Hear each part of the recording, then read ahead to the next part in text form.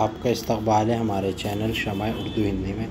आज हम करने जा रहे हैं NIOS का 10th क्लास के बच्चों के लिए हिंदुस्तानी सकाफ़त और वर्षा 223 इसका कोड नंबर है। इसका सैम्पल पेपर के भाई किस तरह का पेपर आता है और कौन कौन से इम्पोर्टेंट क्वेश्चन है वो सब कुछ इसके अंदर करेंगे। ज़्यादा से ज़्यादा 100 नंबर है और वक्त आपको 3 घंटे का मिलेगा। ठीक है, तो पहला सवाल हमारे आता है खुरूश्ती रस्मुल ख़त किस तरह लिखा जाता था। 4 ऑप्शन दिए जाएंगे, यानी दाएं से बाएं जानी जैसे उर्दू लिखी जाती है, या बाएं से दाएं जानी, या उल्टा, या बड़े हरूफ में। तो इसका जवाब है भाई पहले का ए। ठीक है, यानी दाएं से बाएं जानी जो उर्दू लिखी जाती थी बिल्कुल वैसे।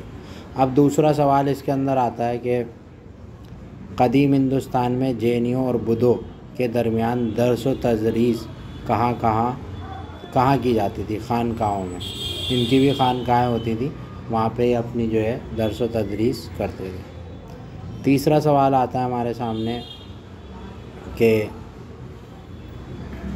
जहेज़ पर पाबंदी से मुतालिक एक्ट कब मंजूर किया गया। 1961 में एक जो है मंजूर किया गया था। चौथा सवाल आता है हमारे सामने के बच्चों के तिफ़्ल कशी क्या है। बच्चों की हलाकत, इसका सही जवाब ये है। तिफ़्ल कहते हैं बच्चे को, कशी मतलब मारना, बच्चियों की तिफ़्ल कशी यानी बच्ची की हलाकत। अगला सवाल है एक वैधानी ख़ानदान क्या होता है। वैधानी मतलब न्यूक्लियर सिंगल फैमिली जिसमें शौहर, बीवी और बच्चे होते हैं, यानी ए इसका जवाब है। अगला सवाल है सवाल नंबर 6। छठा सवाल है कि अपाइन की रस्म क्या है। तो इसका जवाब है मुक़द्दस धागे की रस्म है। अगला सवाल है कि बौद्ध मत के महाजन और हनियाजन में बंटने की 2 वजूहात बताएं।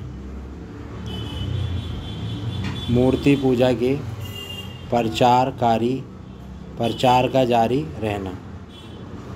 इसके बाद 8वां सवाल है कबीर की तालीमात शिमाली हिंद के दूसरे शोरा से किस तरह मुख्तलिफ है।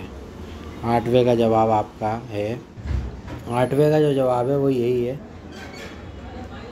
कबीर बेशकल खुदा भक्त।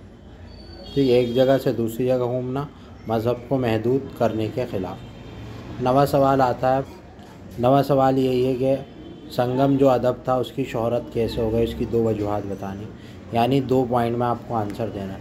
और देखो पॉइंट को थोड़ा सा फैला देना, एक लाइन छोड़ के लिखना, साफ़ सुथरा करके लिखना, ताकि आपको नंबर अच्छे मिले, मार्क्स अच्छे मिले। नंबर अच्छे मिलेंगे, मार्क्स अच्छे मिलेंगे तो अच्छी आपकी वो बनेगी परफॉर्मेंस पेपर में। ठीक है, तो इसका 90 का जवाब जो है ना, 90 का वो ये है। तो इसका जवाब यही है कि जो है अदब नौइयत के लिहाज से सेकुलर था। लातादाद सूरमाओं और हीरोइनों की सताइश के बारे में मुख्तलिफ शोरा की तवील और मुख्तसर नज़में थी। इस वजह से इसे बहुत ज़्यादा क्या हुई, शोहरत हासिल हो गई। 10वां सवाल है अब हमारे पास, कदीम हिंदुस्तान में जैन मत और बुद्ध मत के मज़हब के तौर पर उभरने की 4 वजूहात बताएं। ठीक है, कदीम हिंदुस्तान में जैन मत और बुद्ध मत के मज़हब के तौर पर उभरने की 4 वजूहात बतानी है कि हिंदुस्तान में ये दोनों मज़हब किन 4 वजूहात की बिना पर उभरे, मतलब इनको लोगों ने बहुत ज़्यादा मकबूल हो गए लोगों में। तो इसका जवाब है 10वें का भाई, 10वें का जवाब ये रहा कि समाजी और तालीमी मैदान में मर्दों और औरतों को मसावी है। मसावी का मतलब होता है बराबरी। ठीक है, इक्वलिटी, इन्होंने दोनों मज़हब ने बराबरी दी। इस वजह से ज़ात की मोर्शी निज़ाम की तरदीद और जो ज़ात पात का निज़ाम था इसको इन्होंने बिल्कुल सिरे से ख़ारिज कर दिया कि भाई ये नहीं होता। छुआछात के ख़िलाफ़ जद्दोजहद, और इन्होंने छुआछात के ख़िलाफ़ भी जद्दोजहद करी कि भाई छुआछात कोई चीज़ नहीं है। बिन ज़ात शादियों की हिम्मत अफजाई, ऐसा होता था कि भाई जो है बिना ज़ात की उसमें शादी नहीं होती थी, अपनी ज़ात में करते थे। इसको इन्होंने कहा कि नहीं, आप किसी भी ज़ात में करिए। तो इस वजह से इन दोनों मज़हब को बहुत ज़्यादा क्या हुई, फ़रोग़ हुई। 11वां सवाल है अब, 11वां सवाल है कि 19वीं सदी में मुसलमानों के दरमियान तालीम को फैलाने में सर सैयद का क्या हिस्सा था? मतलब सर सैयद ने जो है क्या अहम रोल अदा करा 19वीं सदी में तालीम को फ़रोग़ देने के लिए। तो इसका जवाब जो है आपकी स्क्रीन पे देखिए। इसका जवाब यही है कि मगरिबी तालीम पर यकीन, तालीम नस्वा यानी औरतों की तालीम पे उन्होंने पहले जो है ना मगरिबी तालीम को हासिल नहीं करते थे लोग। तो इन्होंने कहा कि भाई हासिल करो, तुम में जब पढ़ो लिखोगे, डॉक्टर बनोगे, इंजीनियर बनोगे और आगे चलोगे जभी तो कुछ तरक्की करोगे, वरना यही जो है ऐसे ही रह जाओगे गली कूचों में पड़े। तो सर सैयद का काम यही था कि मगरिबी तालीम को उन्होंने लोगों को बुलाया। मगरिबी तालीम का मतलब ये नहीं कि उन्होंने जो है लोगों को रिहा कर दिया या जो है सड़कों में ले आया, बल्कि उनका मकसद था कि लोग इस तालीम के ज़रिए अपनी ज़िंदगी बदल लें। लोग जो है इंजीनियर बन जाएं, डॉक्टर बन जाएं, टीचर बन जाएं, प्रोफेसर बन जाएं और साइंस की दुनिया में आगे बढ़े। इसकी वजह से था मगरिबी तालीम पे, और कोई यकीन नहीं था। तालीम नस्वा, औरतों की तालीम पे जोर दिया कि औरतों को भी तालीम याफ्ता हों। बिल्कुल सही करा उन्होंने। आप देखिए, अगर हमारे घर की जो औरतें हैं अगर बीमार पड़ जाए तो वो कहाँ जाएंगी तालीम हासिल करने, हैं मतलब डॉक्टर को दिखाने। अगर जेंट्स डॉक्टर देखेगा, बहुत सी औरतें ऐसी भी होती हैं जिन्हें जो है लेडीज़ ही डॉक्टर चेक करवाना होता है, या बहुत सी उनकी ज़रूरियात हैं या मजबूरियाँ जिन्हें वो लेडीज़ ही को दिखा सकती हैं।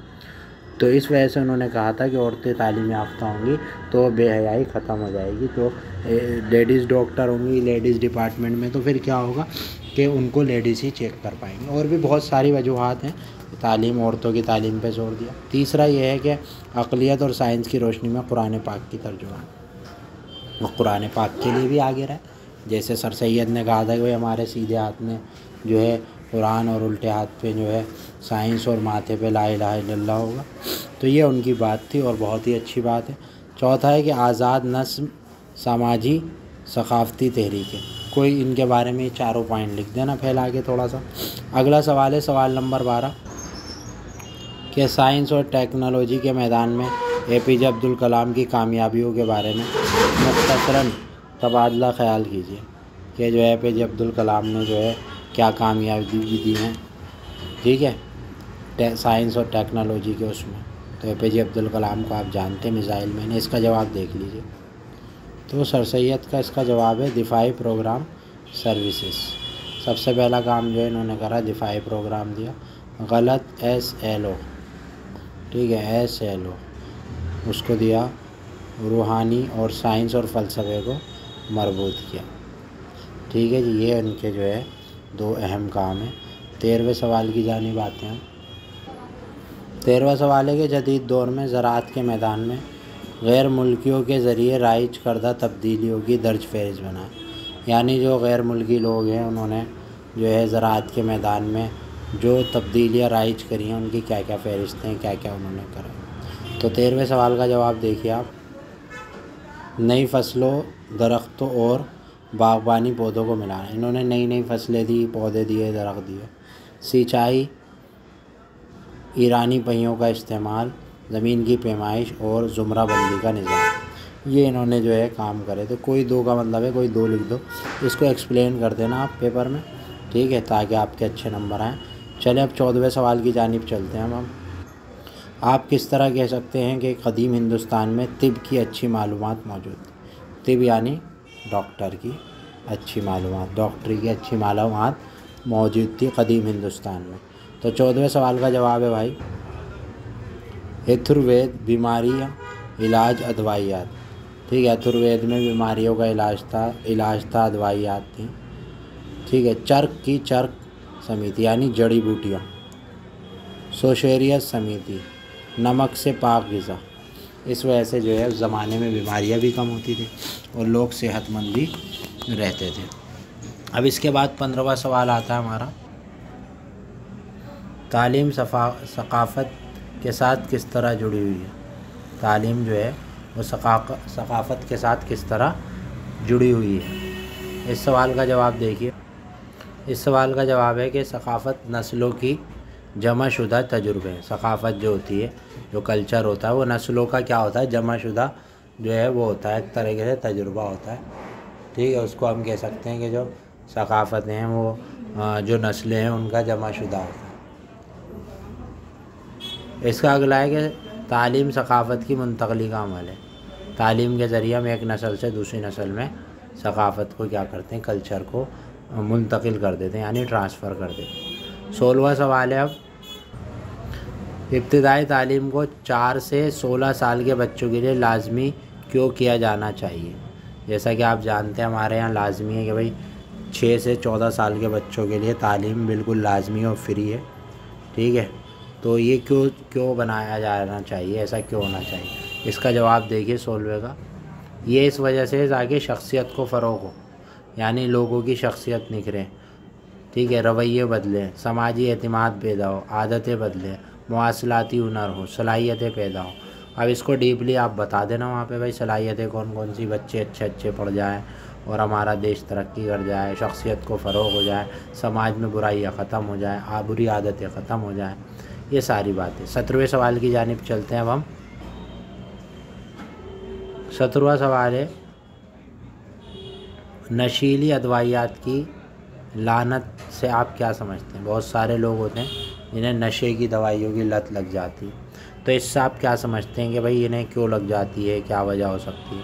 तो इसका जवाब देखिए 17वें का, इसका जवाब जो है बड़ा मुख्तसर सा लिखा हुआ है कि तिब्बी इलाज के अलावा नशीली अदवाइयात का इस्तेमाल, यानी वो लोग जो है तिब्बी इलाज के अलावा नशीली दवाइयाँ का इस्तेमाल करते हैं, इस वजह से जो है उनको जो है नशे की लत लग जाती है। जैसे जो एक तो दवाई होती है कि वह बंदा इस्तेमाल कर रहा है, लेकिन वो साथ में नशीली अदवाइयात का भी इस्तेमाल करते हैं, जिससे उनको ये सारी वजूहात होती है। अगला सवाल चलते हैं 18वें की जानिब। कदीम हिंदुस्तान में जैन मत और बुद्ध मत के मज़ाहिब के तौर पर उभरने की 4 वजूहात भी, कि भाई वो 4 वजूहात कौन सी हैं जो जैन और बुद्ध मत को इतनी तरक्की मिली। पीछे भी शायद इसी तरह का आया था, ये भी इसी तरह का है, लेकिन थोड़ा सा इसका जवाब अलग होगा। देखते हैं क्या जवाब है। इसका जवाब है कि ब्राह्मणों ने रस्म व रिवाज में ज़ाती मफादात को बढ़ावा दिया। जो ब्राह्मण थे उन्होंने बहुत अपने फ़ायदे की रस्म व रिवाज को बढ़ाया, इस वजह से जो है उन्होंने लोगों ने उस मज़हब को छोड़ के जैन और बुद्ध मज़हब इख्तियार। बड़े एहतियात का मुतालबा करते थे लोग, उसको भी उन्होंने कहा कि भाई इस मज़हब में तो ये अतिया वतिया है नहीं, सीधा साधा मज़हब है, तो इसकी तरफ जैन और बुद्ध मज़हब की तरफ आ गए। बड़े पैमाने पर जानवरों की कुर्बानी होती थी, लोगों के पास इतने पैसे नहीं थे, तो उस मज़हब को इंतहाई बड़ी लागत के यगैये, ब्राह्मण बरादरी में एहसास बरतरी, ब्राह्मणों के घमंडी रवैया, समाज के कट्टर बुनियाद पर वतों में तकसीम, ये सारी वजूहात थी जिसकी वजह से वो लोग वो हो गए। अगला सवाल है सवाल नंबर 19, देखते हैं क्या सवाल है। 18वीं सदी के आगाज़ में एक ज़बान के तौर पे उर्दू की मकबूलियत की क्या वजूहत।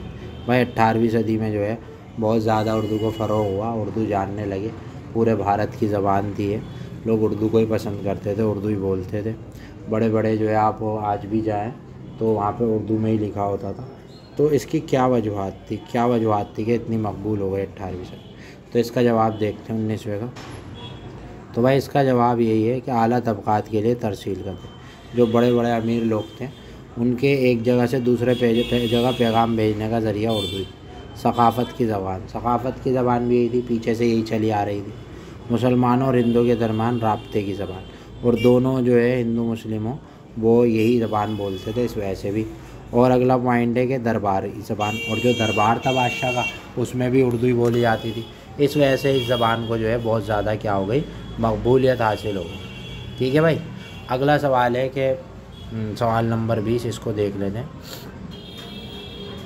हिंदुस्तान में अदब के फ़रोग़ में ईसाई मशीनरियों के रोल के बारे में इज़हार ख़याल कीजिए। ठीक है, ईसाई हिंदुस्तान में जो अदब का फ़रोग़ हुआ, ईसाई मशीनरियों के रोल के बारे में बताएं, जो ईसाई मुंशी थे उनके रोल के बारे में बताना है। तो इसका जवाब है 20वें का, देखिए आप। मकामी ज़बान में डिक्शनरियों की तिबात, जो मकामी ज़बान थी उसमें डिक्शनरियों में जो है तिबात थे। मकामी ज़बान में सिर्फ़ वजूद के तिबात, लेथोग्राफिक प्रिंट प्रेस, स्कूलों और कॉलेजों का क़याम, इस वजह से जो है इस ज़बान को ज़्यादा फ़रोग़ हासिल हुआ। 20वें सवाल तो हो गया। 21वें सवाल की जानिब रुख करते हैं हम। 21वां सवाल है कदीम दौर, वस्ती दौर और जदीद दौर। कदीम दौर पुराना यानी एंशंट, वस्ती दौर यानी मिडिल, और जदीद दौर यानी मॉडर्न। दौर में हिंदुस्तान में फ़न तामीर की खसूसियात में फ़र्क बताएं कि तीनों दौरों में जो 3 दौर गुज़रे, पुराना, कदीम, मिडिल बीच का और मॉडर्न जो नया है, तीनों दौर में जो फ़न तामीर थी यानी बिल्डिंगें वगैरह जो बनती थी, उसमें तीनों में क्या फ़र्क था। इसका जवाब देखते हैं 21वें का। 21वें का जवाब है भाई, कदीम दौर में जो था ना, चट्टानों को काट कर बनाए गए मंदिर, लकड़ी का इस्तेमाल, गार, ईरानी और यूनानी तर्ज, ये था कदीम दौर का तरीका।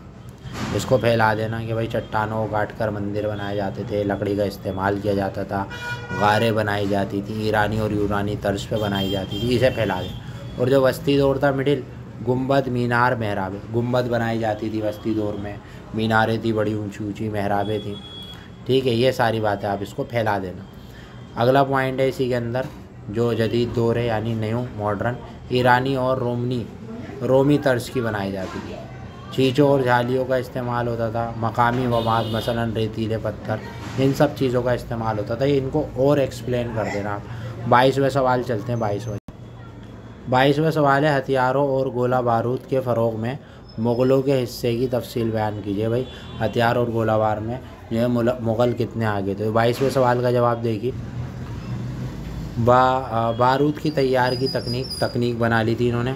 आतिशबाजी और धमाके, इसके भी बना लिया था। तोपों की ढलाई मतलब तोपें बनाई जाने लगी, और खुशबुयात भी बनाई जाने लगी थी। ये सारे काम जो है मुग़लों के दौर में हुए।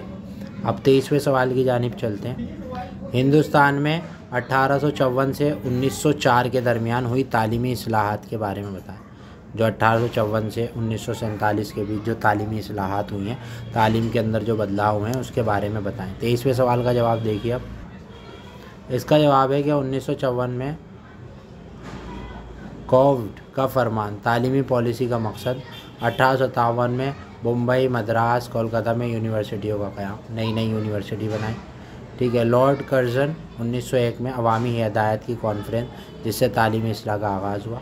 1904 में इंडियन यूनिवर्सिटी एक्ट को मंजूरी दी, जिससे निफाज यूनिवर्सिटियों के मुआयने, तदरीस को अपनाने, आला सतह पर मेयारी तालीम, ये सारे काम जो है 1854 और 1904 के बीच तालीमी मैदान में हिंदुस्तान की हुए। हिंदुस्तानी तालीमी मैदान में सारे बदलाव हुए।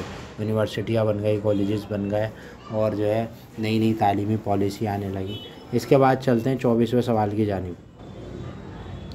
24वां सवाल है, कदीम अदवार में यानी दौर में मगरबी एशिया हिंदुस्तानी सकाफ़त से क्यों कर वाकिफ़ था। जो मगरबी एशिया था वो हिंदुस्तान की सकाफ़त को क्यों जानता था। ठीक है, तो इसका जवाब है 24वें का। इसका जवाब है कि तिजारती कारोबार के तबादले की वजह से जो है मगरबी हिंदुस्तान को जानते थे, कि कारोबार, समरावर सकाफ़ती ताल्लुकात और ऐसे ताल्लुकात थे जिसमें फ़ायदा हो। इल्म फ़ल्कियात, रियाजी, अशारियाई निशान हिंदुस्तान ने दिया था, इस वजह से वो इसे जानता था। और क्या काम किए थे, सीफ़र अदद भी जो है भारत ने दिया था, और 9 अलामतें और 9 साइन भी दिए थे भारत ने, जिसकी वजह से वो इसे करता था, इसे बहुत ज़्यादा चाहने लगा था। ठीक है। और क्या करा था इसने, दवाई भी बनाई थी, एस्ट्रोलॉजी भी बताई थी। ठीक है, ये सारी चीज़ें जो है हिंदुस्तान ने की थी, इस वजह से वो करने लगा था। 25वें सवाल की जानिब चलते हैं। 25वां सवाल है, क्या बातें एक मखसूस कबीले को दूसरे कबीले से मुख्तलिफ बनाती हैं। क्या बातें हैं, वो कौन सी बातें हैं जो एक मखसूस कबीले को दूसरे कबाइल से क्या करती हैं, मुख्तलिफ बनाती हैं। तो 25वें का जवाब है भाई,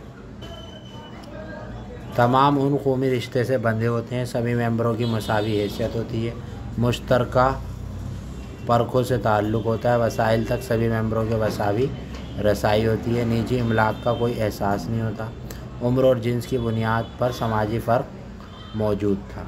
कोई 4 लिख देना इसके बारे में, आपका जवाब हो जाएगा। 26वें सवाल की जानिब चलते हैं। 26वां सवाल है, वजाहत करें कि कसरत में वहदत कदीम अदवार से ही हिंदुस्तानी सकाफ़त का संगे मील रहा है। कसरत में वहदत कदीम हिंदुस्तान ही सकाफ़त का संगे मील रहा है।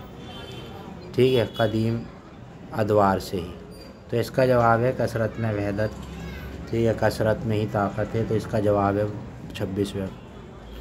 तो इसका जवाब है कि तिब्बी, मौसमी, तिब्बी तुनू की वजूहात ये हैं कि तिब्बी और मौसमी खसूसियात के तुनू के साथ मुल्क का तूल व अर्ज़ है ना।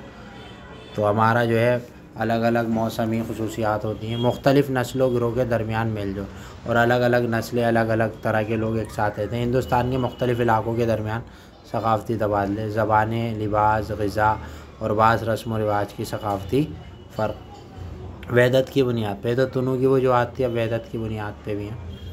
वहदत की बुनियाद है तिजारत या तीर्थ के गर्ज़ से मुल्क के एक हिस्से से दूसरे हिस्से में सफ़र, फ़ौजी मुहिमें, आबो हवा, मौसीक़ी, रस्म, ड्रामा, आर्ट की शक्लें मसलन पेंटिंग, मुजस्सिमा साज़ी, फ़न तामीर, सियासी शक्लें, ज़राए नक़्ल हमल, मौसूलात के ज़रिए नक़ल मकानी, ये सारी बातें हैं। इसके बाद भाई 27वां सवाल है। 27वें सवाल की जानिब चलते हैं। बस 4 सवाल और बचे हैं और देखो इतनी देर से आपके लिए पढ़ा रहा हूँ तो प्लीज़ लाइक तो बनता ही है और शेयर भी कर दो, कमेंट भी कर दो, ठीक है। 27वां सवाल देख लो। 27वां सवाल है कि वस्ती अदवार के दरमियान यानी कदीम वस्ती मतलब मिडिल जो पीरियड था उसके दौरान हिंदुस्तान में हुई तब्दीलियों में समाजी, इस्लाही और इस्लाहकारों के रोल के बारे में इज़हार ख्याल कीजिए। क्या क्या उस दौर में समाजी तब्दीलियाँ हुई, क्या इस्लाह हुई और इस्लाहकारों का क्या रोल था, वो सब बताना है। तो 27वां का सवाल जल्दी से देख लेते हैं। ये लो जी 27वें का जवाब। समाजी इस्लाहकारों के नाम है कबीर, नानक, गुरु नानक, मीराबाई, राजगन, अब्दुर्रहीम खान, खान खाना, सूरदास, कालीदास, चैनिया, नामेदियू, सूफ़ी और भक्ति संघ। इन्होंने क्या काम करा? इन्होंने मज़हब की इबादत के तौर पे नहीं बल्कि आबिद और माबूद के दरमियान इश्क पर मबनी रिश्ते के तौर पे इन्होंने ये नहीं बताया कि भाई मज़हब जो है वो एक इबादत है, बल्कि इन्होंने कहा कि जो खुदा जो है वो अपने बंदों का क्या है, वो इश्क का रिश्ता है इसके बंदे और खुदा के दरमियान। यानी बंदा जो है आशिक है और खुदा उससे इश्क करता है, मोहब्बत करता है। उन्होंने खुदा के सामने ज़ात, नस्ल या मज़हब को कोई इम्तियाज़ नहीं। उन्होंने कहा कि भाई बंदे और खुदा के दरमियान तो मोहब्बत का रिश्ता है, ठीक है। इन्होंने जो है खुदा के सामने मसावात पे जोर दिया और ज़ात के निज़ाम और मज़हब के दायरे बंद करने की मुखालफत की। इन्होंने कहा कि ऐसा नहीं कि भाई खुदा जो है एक ही उनका मानने वाला, बल्कि खुदा सबका है। सती की रस्म और बच्चों की हलाकत करने की मुखालफत की। उन्होंने कहा कि भाई सती की रस्म नहीं अपनाओ, औरतों को ज़िंदा नहीं जलाओ और बच्चियों को हलाक मत करो। हिंदू और मुसलमानों के दरमियान खला को पुर करने की कोशिश की। कोई भी चारों को एक्सप्लेन कर देना, चाहे पाँचों लिख देना, कोई ऐसी बात। 28वें सवाल की जानिब चलते हैं। 28वां सवाल है कि कदीम हिंदुस्तान में सहद दर्शन कहलाई जाने वाली 6 मुख्तलिफ़ फ़लसफ़ों के नाम बताएं। इनमें से किसी एक के बारे में तफसील से लिखें, ठीक है जी। सहद दर्शन कहलाई जाने वाली 6 फ़लसफ़ियों के नाम लिखें और क्या करना है, साथ में किसी एक के बारे में तफसील से लिखना है। तो 28वें का जवाब देख लीजिए। तो देखें, एक थे सिख, योगा, न्यायी, वेशंग, ममास और वेदानियत। ये थे। किसी एक की वजाहत कर देना, किताब में से देख लेना भाई, किसी एक की और वजाहत कर देना, ठीक है, किताब में मिल जाएगा आपको। और 29वां सवाल है, हिंदुस्तान में यूरोपियों की आमद के साथ थिएटर में क्या तब्दीलियाँ हुई? जब यूरोपी लोग हिंदुस्तान में आ गए, जो थिएटर था उसमें क्या चेंजेस हुई? इसका जवाब है 29वें का कि थिएटर का मकाम एक रूसी ने बंगाली थिएटर कायम किया। स्टेज का आगाज़ हुआ, ड्रामे में अलमिया, मज़ा और शहरी ज़िंदगी की पेचीदगियों को दर्शाया गया। ड्रामा मकामी ज़बान में लिखा गया। लोक थिएटर फला फूला और भाई मुख्तलिफ़ मैदानों में तनकीदी ड्रामे, अवाम तक रसाई के लिए लोक फ़नून का इस्तेमाल, ये सारे काम हुए। अब इसके बाद आखिरी सवाल है 30वां, वो देख लेते हैं। 30वां सवाल है, चीन और जनूबी मशरक़ी एशिया में हिंदुस्तानी सक़ाफ़त के फैलाव में हिंदुस्तानी ताजिरों और मशीनरियों के रोल के बारे में इज़हार ख़याल कीजिए। ठीक है जी, 30वें सवाल का जवाब पढ़ लेते हैं, देख लेते हैं क्या इसके अंदर बताया गया है। ठीक है, तो इसका जवाब है चीन स्कॉलरों की आमद का मुसलसल आमद। हिंदुस्तान में यूनिवर्सिटियों के मशहूर उस्ताज़ा का दौरा चीन। योगा का फ़लसफ़ा, ध्यान की मंच, हज़ारों किताबों को चीनी ज़बान में तर्जुमा। और जो है चीन में खपाई मंदिरों खानकाहों की तामीर। कोरिया हिंदुस्तानी सक़ाफ़त के अनासिर पहुँच, फ़लसफ़ा और मज़हब। और मूर्तियों के फ़न में पेंटिंग, धातसाजी, ध्यान, योगा, फ़लसफ़ा, हिंदुस्तानी ताजरे, कोरिया भेजा गया। और जो है आपका जो है जापान में बौद्ध मज़हब की रियासती मज़हब की हैसियत दी गई। संस्कृत को मुक़द्दस ज़बान के तौर पर माना गया। संस्कृत हिंदुस्तान और जापान के दरमियान एक मुस्तहकम ताल्लुक़ बनाया गया। तो ये था आपके सामने question paper, solve question paper जो मैंने आपको दिखाया किस तरह के क्वेश्चन आ सकते। अगर आपको ये मालूमात पसंद आए तो प्लीज़ वीडियो को लाइक, शेयर, सब्सक्राइब ज़रूर करें और हमारे चैनल के साथ जुड़ने के लिए आपका शुक्रिया।